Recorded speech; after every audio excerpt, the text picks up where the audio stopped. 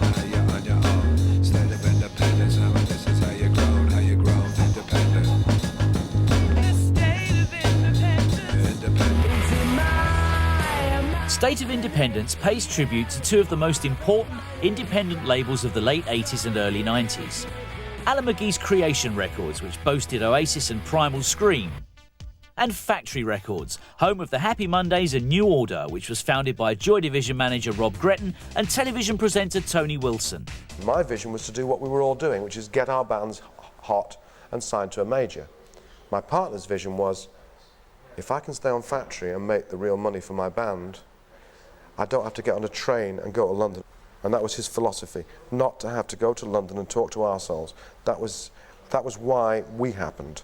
I've always put bands on television, and one night in 1978, a kick out to me and went, "You're a bastard, why have you not put me on TV yet?" And I went, "Well, actually, there's a queue, but funnily you should mention that you are next in the queue." So I was fully aware of this band, and they were actually next in the queue. And it was Joy Division, and later that night, they actually played on stage, and it was clear to me that night that they were amazing. They were just a completely different product, a completely different thing than every other band in Manchester at the time.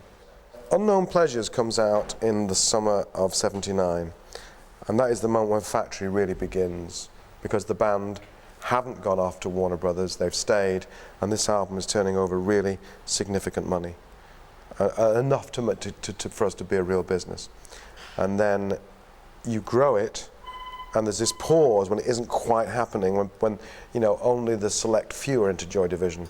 But then you go through the winter recording the next album in the spring, and then you prepare to release Love Will Tear Us Apart. On the eve of Joy Division's planned visit to America in 1980, the band's lead singer Ian Curtis committed suicide. Unknown Pleasures had filtered around the world, and there was this appetite for this wonderful new single, Love Will Tear Us Apart, and the album Closer. People would claim that Ian's death then added to it. I don't agree. It was happening anyway.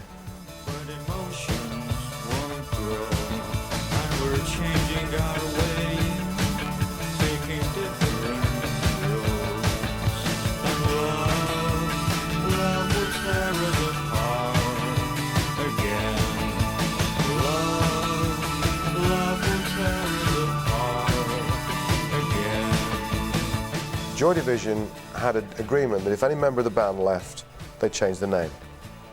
So, sure enough, one Sunday afternoon, a member left. And for about 4 months, the lead name on the list of new names was the Sunshine Valley Dance Band. But at the very last minute, they decided on New Order. So Joy Division became New Order, and I always regard Joy Division New Order as one band.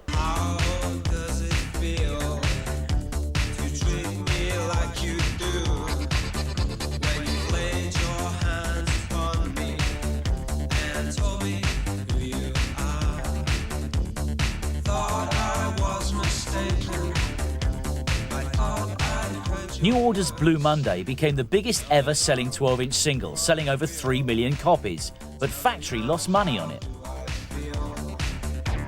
The Blue Monday sleeve was very expensive.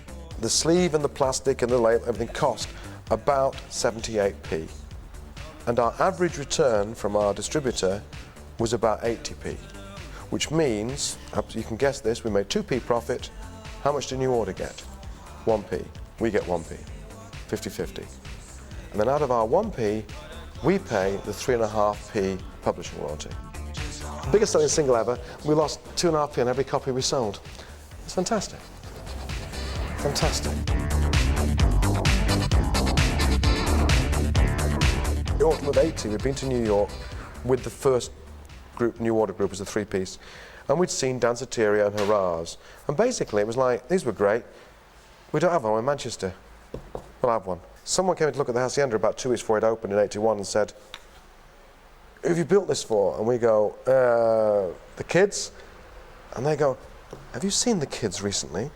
They're all wearing long raincoats and looking dull and grey.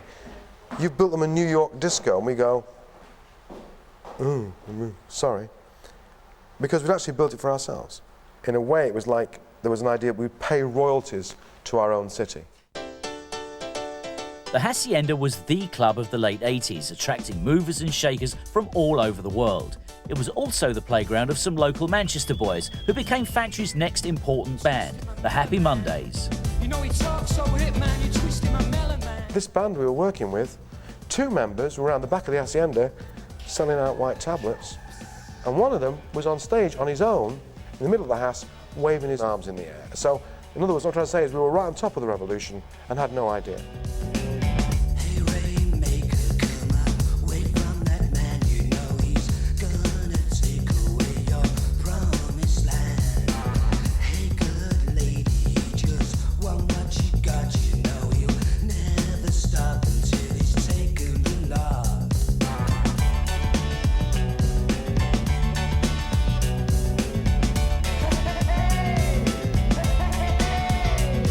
Stand at your fire, you can change your desire.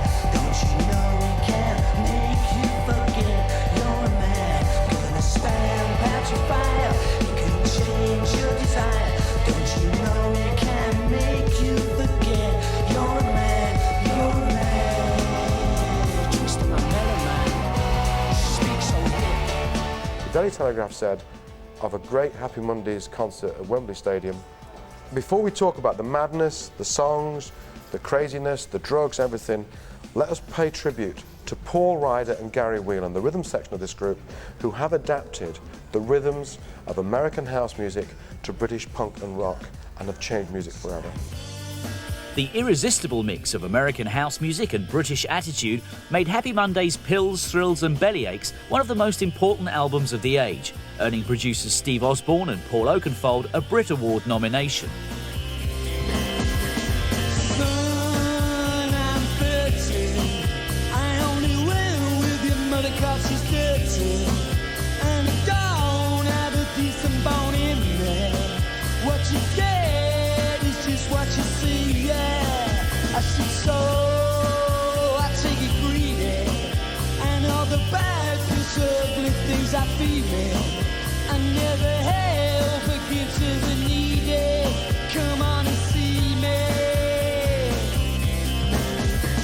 Yippee, yippee, ay, ay, ay, ay, ay. I had to crucify some brother today. And I don't dig what you gotta say. So come on and say yeah. Come on and tell me twice. Despite the success of the Hacienda, the club was constantly under siege by Manchester's gangs and drug dealers, whose effects started to take its toll. The Hacienda was a great long series of disasters, of which we're very proud. I once said to Barney out of New Order, after some, the poor group were all the time having to go to meetings to discuss, do we take out a contract on some gang leader, or do we close the club, or do we go in to receive it? For 15 years. And I remember after one meeting saying, yeah, but, Barney, imagine if there was a button you could press it and the Hacienda would never have existed, come on, man. And Barney leaned forward and said, show me the button.